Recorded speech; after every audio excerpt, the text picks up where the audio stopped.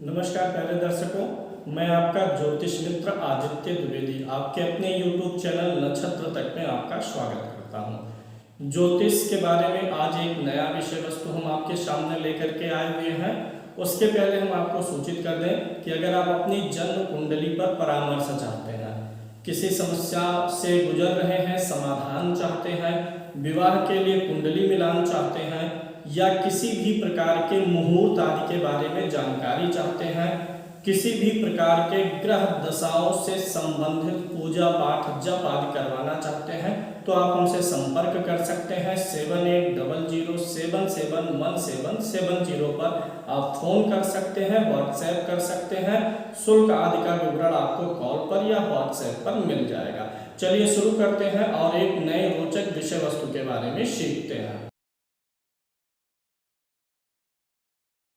अष्टक वर्ग के बारे में हम आपको जानकारी दे रहे हैं, ज्ञान दे रहे हैं। आज का भी विषय वस्तु अष्टक वर्ग से ही जुड़ा हुआ है। अष्टक वर्ग के दो रोचक सूत्र हम आज आपको बताएंगे कि जीवन में दुखदायी समय कौन सा हो सकता है, अनुमान कैसे निकालें, और दुख आता है तो सुख भी आता है, सुख आता है तो दुख, दोनों एक ही सिक्के के दो पहलू हैं, बारी बारी से आएंगे। तो दुखदायी समय और सुखदायी समय दोनों निकालना मैं अष्टक वर्ग की कुंडली से समझाऊंगा।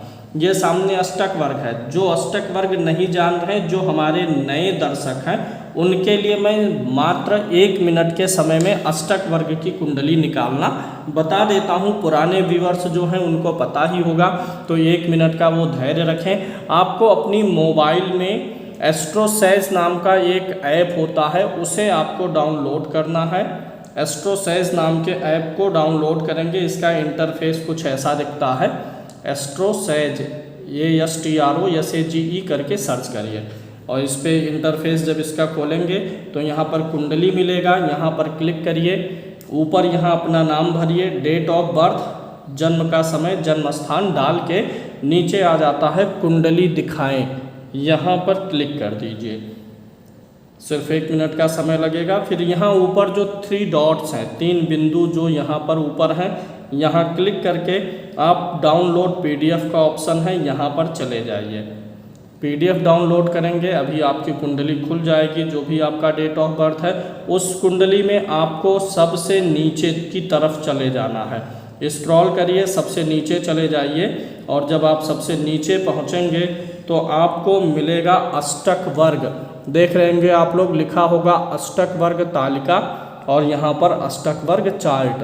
तो जो ये चक्र बना हुआ आपको यहाँ दिख रहा है, यही ये चक्र है, इसी की आपको ज़रूरत पड़ेगी। इसी के माध्यम से मैं सारी व्याख्या करने चल रहा हूँ। मैं ऑलरेडी एक कुंडली ले लिया हूँ। अब आपको पता चल गया कि आपको अष्टक वर्ग कुंडली कहाँ से मिलेगी, तो अब आप आसानी से सूत्र भी प्रयोग कर सकते हैं, जो कि मैं बताने चल रहा हूँ। चलिए शुरू करते हैं और आपको समझा देते हैं। देखिए क्या है कि कुंडली में आपको अष्टक वर्ग की कुंडली में 2 चीज़ें लिखी मिलेंगी। आपकी जो लग्न कुंडली होगी, जिस लगन की कुंडली है आपकी लग्न कुंडली, उसी लगन की ही अष्टक वर्ग की भी कुंडली मिलेगी। अगर आपके जन्म कुंडली लग्न कुंडली में पहले घर में 3 नंबर लिखा है, तो अष्टक वर्ग वाली कुंडली में भी पहले घर में 3 नंबर ही लिखा रहेगा। तो ये जो 3 है, 4 है, 5, 6, 7, 8, ये राशियां हैं। और ये जो बड़ी वाली गिनती है, जिसको मैंने अंडरलाइन भी कर दिया है, ये अष्टक वर्ग में प्राप्त रेखाएं हैं।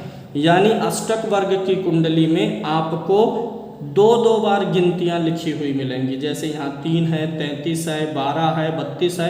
तो ये जो छोटी गिनती ये क्रम से चल रही है, 3, 4, 5, 6, 7, 8, 9, ये राशियाँ हैं। और ये जो बड़ी वाली गिनती है, ये है आपका उस भाव में ग्रहों के द्वारा दी गई शुभ रेखाएं हैं। अब एक चीज़ और मैं पहले बता देता हूँ, अभी इस पे चलेंगे, उसके पहले एक रोचक चीज़ और बता देते हैं। अगर आपकी कुंडली में राजयोग है, धन योग है, तब ये अष्टक वर्ग में जिस भाव में जितनी अधिक रेखाएं होती हैं उतना ही शुभ माना जाता है।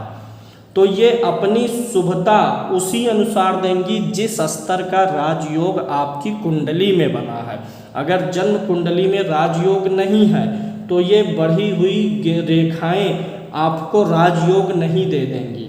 ये सिर्फ आपकी लग्न कुंडली में कितना पोटेंशियल है, वह आपके जीवन में कितना आ सकता है, इसी को बताती हैं। अगर कुंडली आपकी अच्छी है, अगर आप बिजनेसमैन बनना चाहते हैं, बहुत बड़े बिजनेसमैन बनना चाहते हैं, नाम प्रसिद्धि चाहते हैं, तो आपको ये देखना होगा कि ये जो 4 घर हैं, लग्न, पहला घर, चौथा घर, 7वां घर और 10वां घर, आप देखिए क्या इन 4 घरों में से किसी कम से कम किसी 2 घर में 30 या उससे अधिक रेखाएं प्राप्त हैं कि नहीं। अगर कुंडली में राजयोग है, धन योग है, अच्छी कुंडली है और ऊपर से इन 4 में से किसी भी 2 भाव में या 3 भाव में या 4 के चारों में, यानी कम से कम 2 भाव में 30 से अधिक रेखाएं हो, तो ऐसा व्यक्ति एक अच्छा बिजनेसमैन बन सकता है, बहुत अच्छी कमाई करता है, खुद ही रोजगार नहीं पाता है बल्कि और कई लोगों को रोजगार देता है। इस अष्टक वर्ग की कुंडली में लगन में 33 है, चतुर्थ में 30 है और दशम में 32 है, यानी यह व्यक्ति कई लोगों को रोजगार देने में सक्षम हो सकता है। अगर 2 भाव में कम से कम होना चाहिए, मान लीजिए यहाँ ना होता तो भी चल जाता 2 में, अगर इसमें 3 में है तो और भी अच्छा, अगर 4 के चारों में 30 से अधिक है तब तो बहुत ही अच्छा है, बिजनेस में आप लग जाइए। चलिए शुरू करेंगे। आपको अष्टक वर्ग की कुंडली भी लेनी पड़ेगी और अपनी लग्न कुंडली भी लेनी पड़ेगी। जो अभी मैंने आपको अष्टक वर्ग की कुंडली निकाल के दिखाया हूँ, वैसे आप अपनी जब अष्टक वर्ग की कुंडली निकाल लीजिए तो पेन लेकर के लग्न कुंडली देख करके भर दीजिए कि कौन सा ग्रह कहाँ बैठा है, क्योंकि उसमें सिर्फ पॉइंट्स दिए हैं, ग्रह नहीं दिया हुआ है। तो लगन कुंडली में जैसे जो ग्रह जहाँ जहाँ है वैसे वैसे उसी अष्टक वर्ग वाली कुंडली में भर दीजिए और फिर अब चलिए हम निकालते हैं। दुखदायी समय और सुखदायी समय निकालना है। इसके लिए पहले आपको जानना होगा शनि, मंगल, सूर्य, राहु, ये आपके क्रूर ग्रह हैं। कौन से ग्रह हैं?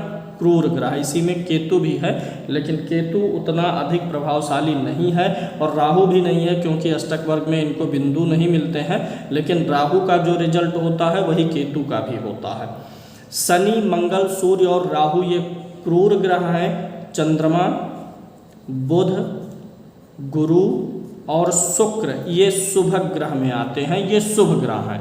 इनकी हमको ज़रूरत अभी पड़ेगी, तो मैं लिख दिया हूँ, आपको अभी यहीं सामने से ही दिखता चलेगा क्या क्या करना है, देखते रहिए। पहला सूत्र मैं आपको बताने चल रहा हूँ कि कब जीवन में समस्या या दिक्कत आ सकती है।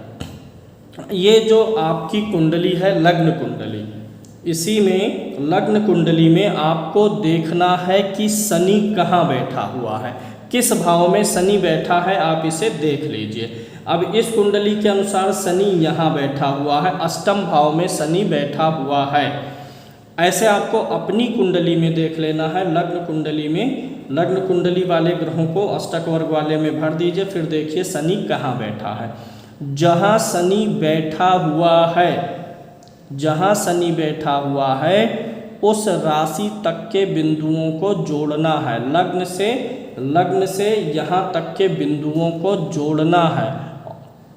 यहाँ कितनी है? लग्न में कितना है? 33, यानी लग्न से लेकर के अष्टम तक की रेखाओं को जोड़ना है आपको। लगन में 33 है, चलिए मैं जोड़ के बताता हूँ। 33, फिर यहाँ पे 19 है तो यहाँ पे 19 कर देंगे। यहाँ पे 30 है, 30 जहाँ शनि बैठा हुआ है वहाँ तक जोड़ते हुए जाना है। फिर अगले भाव में भी 30 है, फिर अगले में 27 है, फिर यहाँ पे 36 है, यहाँ पर 19 है और यहाँ पे जहाँ शनि बैठा है वहाँ पे कितना है? 24 है। तो लगन से जहाँ शनि बैठा हुआ है कुंडली में वहाँ तक की रेखाओं को जोड़ना है। जिस भाव में जितनी रेखाएं हैं उनको जोड़ लेना है। टोटल कर लीजिए कैलकुलेटर से। फिर उसके बाद क्या करना है? जो टोटल आएगा टोटल संख्या जो आई है उसी में आपको 7 से गुणा कर देना है, 7 से मल्टीपल करना है। मल्टीपल जो करेंगे उसका जो टोटल आएगा उसमें आपको 27 से भाग देना है, 27 से आपको उसे डिवाइड करना है और फिर जो भागफल प्राप्त होगा, शेष फल यहाँ नहीं लेंगे, भागफल यानी जो यहाँ पे बचेगा, भागफल जो बचेगा उसे आपको लेना है। जो भागफल बचेगा उस भागफल वाले वर्ष में जब आपकी आयु उतनी हो जाएगी, मैं टोटल करूँगा तो टाइम लगेगा, इसलिए मैं आपको ऐसे सिर्फ उदाहरण देके समझाता हूँ। मान लीजिए इनका टोटल आपका आ गया 150 आ गया, 200, 250 जो आ गया उसमें आपने 7 का गुणा कर दिया और फिर आपने उसी में 27 से भाग दे दिया। टोटल करने के बाद मान लीजिए 56 आ गया। तो जब आपकी उम्र 56 होगी, मैं यहाँ पे रियल कैलकुलेशन नहीं कर रहा हूँ समय बचाने के लिए, सिर्फ समझाना चाहता हूँ, आप कर लीजिएगा। मान लीजिए 56 आया तो जिसकी कुंडली है जब उसकी एज 56 होगी तब उसे समस्याओं का सामना करना पड़ सकता है। इसी प्रकार से दूसरा समय क्या हो सकता है जीवन में दुख और कष्ट का, इसके लिए आपको जाना है। देखिए मंगल कहाँ पे बैठा हुआ है, मंगल यहाँ पर बैठा हुआ है। इसी प्रकार से लग्न से मंगल तक गिनिए, मंगल इस कुंडली में यहाँ है, आपकी कुंडली में जहाँ कहीं होगा उसको आपको लेना है। मंगल यहाँ है, लगन से 3 घर तक आएंगे, लगन में 33 है, 33 प्लस यहाँ 19 है, 19 प्लस जहाँ मंगल बैठा है वहाँ 30 है। इस प्रकार से ये जो क्रूर ग्रह जहाँ जिस भाव में बैठे हैं, लगन से वहाँ तक की अष्टक वर्ग की रेखाओं को टोटल करना है। तो इसको हम टोटल करेंगे, फिर इसमें आपको गुणा करना होगा 7 का, जो भी आएगा 7 का गुणा कर देंगे टोटल में, फिर 27 से डिवाइड कर देंगे, भाग दे देंगे। मान लीजिए 33, 19 और 30 का जो कुछ योग आ गया 120 आ गया, 7 से गुणा कर दिए, फिर जो भी आया उसमें 27 से भाग दे दिए, आ गया 35 टोटल। मैं मान के चल रहा हूँ, आप कैलकुलेशन करिएगा अन्यथा काफ़ी समय लगेगा और आपको जब मैं जोड़ गुणा करूँगा तो बोरिंग लग सकता है। 35 आ गया, यानी इस जातक की आयु जब 35 वर्ष होगी तो भी दुखदायी समय रह सकता है। इसी प्रकार से जहाँ सूर्य बैठा हो, जहाँ राहु बैठा हो, इस कुंडली में राहु यहीं पर है, यानी राहु से भी वही आएगा जो मंगल से आ रहा है। तो यानी यह वर्ष 2 ग्रहों की पीड़ा मिल जाएगी। अगर एक ही भाव में 2 पापक ग्रह होंगे तब वहाँ पर जो वर्ष निकल के आएगा वह ज़्यादा कष्टकारी होगा। यह एक रोचक चीज़ है। ऐसा कोई भी 2 ग्रह अगर एक साथ बैठा है, देखिए ये अष्टक वर्ग है, इसमें आपको 100% रिजल्ट नहीं मिलेगा क्योंकि दशा और गोचर भी देखना है, लेकिन 80-90% में तो ये सही उतरेगा, आपको अनुमान मिल जाएगा। दशा वशा देख लेंगे तो एकदम से क्लियर हो जाएगा। इसलिए अपनी देखिए, अपने बच्चों की देखिए। अगर एक ही भाव में 2 पाप ग्रह बैठे हैं तो वर्ष जरूर निकाल लीजिए और उस वर्ष में सावधानी रखिए। ये तो हो गया, कहने का मतलब पहला सूत्र कंप्लीट करते हैं। जिस भाव में पाप ग्रह बैठा हो उस भाव में, जैसे शनि, मंगल, सूर्य, राहु जहाँ जहाँ बैठे हैं, कैलकुलेशन करके आप उस साल को निकाल लीजिए। और उस साल में जब आपकी आयु उतनी होगी तो उस साल में दशा भी देख लीजिए कौन सी चलेगी। क्या कोई क्रूर ग्रह की दशा चलेगी, मार्केश चलेगा, तो इस बात में प्रबलता और बढ़ जाएगी। अगर उस समय शुभ ग्रह की, अच्छे ग्रह की दशा होगी तो यह जो दुखदायी समय होगा वह अपेक्षाकृत कम पीड़ा देगा। अब बारी आ जाती है सुखदायी समय निकालने की। तो एकदम जो लोग थोड़ा सा ज्योतिष पहले से सीख रहे होंगे, कार्यक्रम देख रहे होंगे, वो समझ गए होंगे कि जिस तरीके से दुखदायी समय निकाला गया है उसी तरीके से सुखदायी समय भी निकाला जाएगा। कैसे निकाला जाएगा? देखिए, दुखदायी समय हमने किन ग्रहों को लेकर के निकाला? क्रूर ग्रहों को। तो ऐसे सुखदायी समय कैसे निकालेंगे? शुभ ग्रहों को लेकर निकालेंगे। चंद्रमा के शुभता और अशुभता में अंतर होता है। अगर पक्ष बली है तो शुभ है, पक्ष बली नहीं है तो अशुभ है, अमावस का है तो अशुभ है। तो शुभ समय निकालने के लिए, सुखदायी समय निकालने के लिए हम चलेंगे चंद्रमा, बुध, गुरु और शुक्र पर। मैं यहाँ पर आपको गुरु के एग्जाम्पल से समझा देता हूँ। आपको अपनी लग्न कुंडली में देखना है कि गुरु कहाँ बैठा हुआ है। इस कुंडली में गुरु यहाँ पर बैठा हुआ है। गुरु अष्टम भाव में शनि के ही साथ बैठा हुआ है। तो यानी कि जो समय हमने शनि के लिए निकाला था वही गुरु के लिए भी आएगा। सेम प्रक्रिया है। लगन से जहाँ शुभ ग्रह बैठा हुआ है वहाँ तक के सभी रेखाओं को जोड़ लेना है जो अष्टक वर्ग में मिला है। फिर उसके बाद 7 से गुणा करना है, 27 से भाग देना है। अब अगर हम देखते हैं इस कुंडली के अनुसार, जहाँ से शनि अशुभ आ रहा था वहीं से गुरु उसी उम्र में शुभ भी आ जाएगा। यानी दोनों प्रभाव रहेंगे। ज़्यादा कौन सा रहेगा? रेशियो 40-60 का बन सकता है। तो ये कैसे पता चलेगा? उस समय, उस उम्र में जो दशा, अंतरदशा, महादशा चलेगी उस हिसाब से पता चलेगा। अभी दूसरे ग्रह का एग्जाम्पल लेकर के हम आपको बता देते हैं। मान यहाँ पर गुरु को हमने लिया। अब चलिए शुक्र को देख लीजिए। शुक्र किस भाव में बैठा है? शुक्र भी शुभ ग्रह है। शुक्र यहाँ पर बैठा हुआ है।